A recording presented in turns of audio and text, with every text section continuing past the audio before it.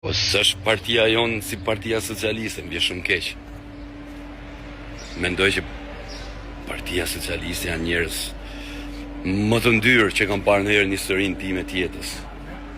Ta marrim nga kryeministri, njëri që ka rraf gratë, njëri që ka pi drogë gjithë jetën, njëri që ka bërë gjitha pisliqet, dhe po ta vini re në parlamentin shqiptar apo në grupin e socialistave, ky i ka marrë gruan atit, ky ja ka kalu gruan këtit, ky ka bo këte, ky gruaja ati këtu. E kuptoni ju çfarë lloj njerëzish janë këta apo jo?